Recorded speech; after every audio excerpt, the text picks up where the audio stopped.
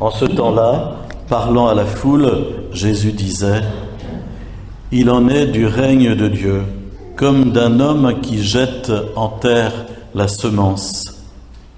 Nuit et jour, qu'il dorme ou qu'il se lève, la semence germe et grandit, il ne sait comment.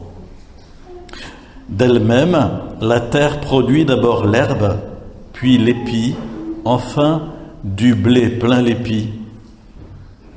Et dès que le blé est mûr, on y met la faucille, puisque le temps de la moisson est arrivé. »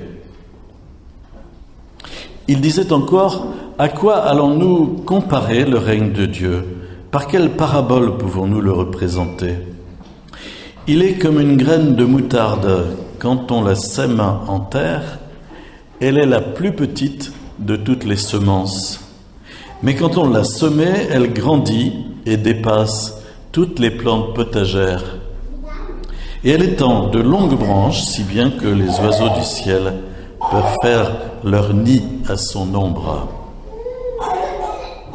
Par de nombreuses paraboles semblables, Jésus leur annonçait la parole, dans la mesure où ils étaient capables de l'entendre. Il ne leur disait rien sans parabole, mais il expliquait tout à ses disciples en particulier. Acclamons la parole de Dieu. Louange à toi, Seigneur Jésus.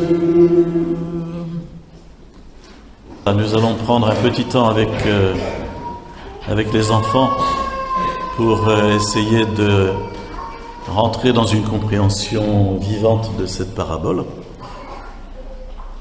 Je ne sais pas, ça vous arrive sûrement de faire vos courses et d'acheter de la moutarde. Quelquefois, vous choisissez d'acheter une moutarde avec les petits grains, vous savez, dedans là. Et Jésus nous compare le règne de Dieu à une petite graine de moutarde. Il dit c'est tout petit, petit, petit. Il dit le royaume de Dieu, au point de départ, il est tout petit, tout petit. La parole de Dieu, quand elle est semée dans notre cœur, elle est petite, mais elle est appelée à grandir, à grandir, à grandir, à grandir, jusqu'à faire un grand arbre avec des grandes branches.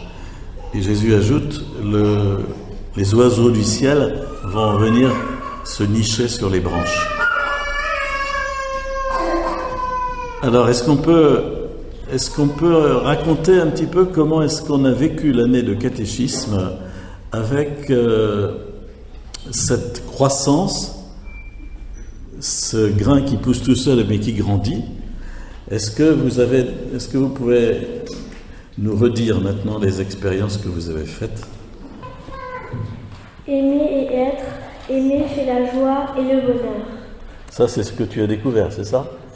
Non, c'était ton papier à toi, ça? Non, nous avons fait, pendant la séance de caté pour tous, on avait distribué des feuilles pour remplir l'arbre.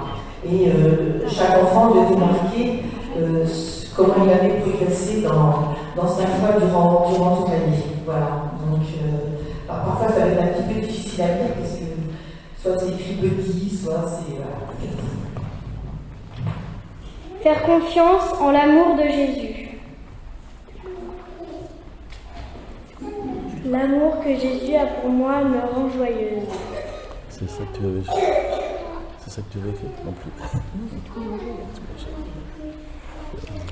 Savoir accueillir celui qui est différent. Il nous aime tous et toutes. Il est dans notre cœur pour nous. Se réconcilier avec des personnes. Savoir ouvrir notre cœur pour accueillir Jésus. Avec Jésus, on n'est jamais seul. Savoir dire pardon. Apprendre à partager.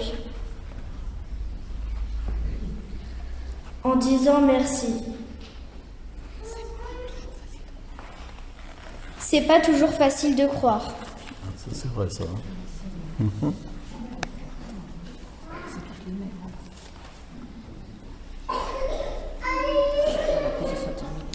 L'amour de Jésus nous donne de la joie.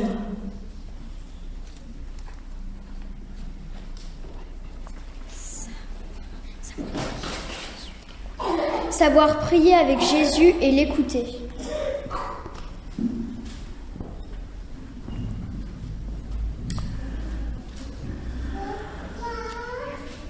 Quand on a dessiné cet arbre, on a manqué de place parce qu'il aurait fallu dessiner aussi en dessous. Parce que vous savez, quand on regarde un arbre, on voit que ce qui est au-dessus, c'est comme quand on regarde un iceberg, on voit que ce qui dépasse. Et quand on regarde un arbre, on voit juste ce qui est à l'extérieur, mais il y en a autant dessous. Comment ça s'appelle dessous? Ça s'appelle les racines.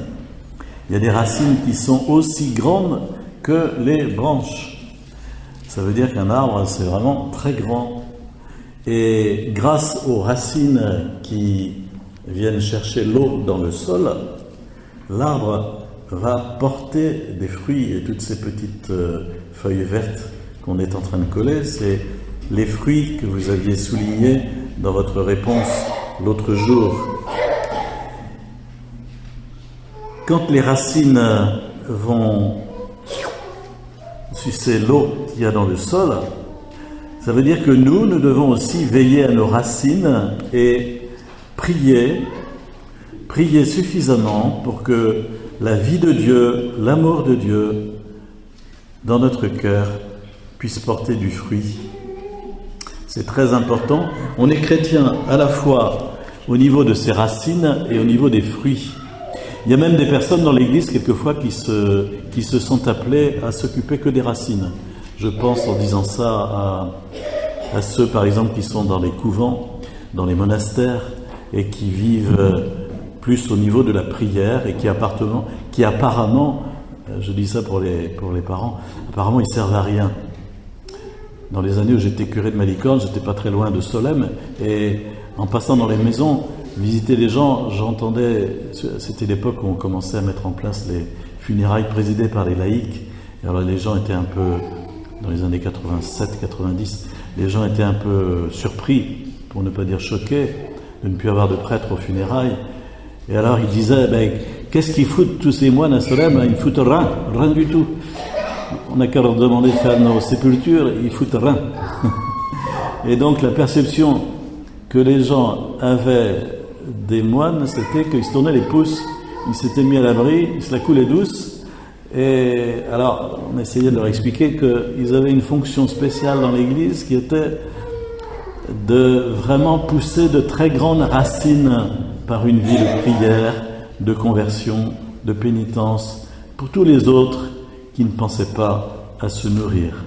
Et qu'ils avaient une fonction spéciale dans l'Église où ils avaient l'air privés de fruits à l'extérieur, portaient pas de fruits. Apparemment, on voyait rien. Mais voilà, ça permettait au corps tout entier de baigner plus profond. Je dis ça parce qu'il faut qu'on comprenne qu'on est tous divers. On a tous une fonction particulière dans l'Église. Et si nous portons du fruit quelquefois, c'est grâce à la prière des autres. Ou si nous nous cassons la figure aussi, quelquefois, c'est à cause du péché des autres, à cause de l'absence de conversion qui tire vers le bas. Chaque personne est appelée à tirer tout le corps vers le haut en essayant de travailler à sa conversion, à prier, à porter du fruit. C'est la vie chrétienne.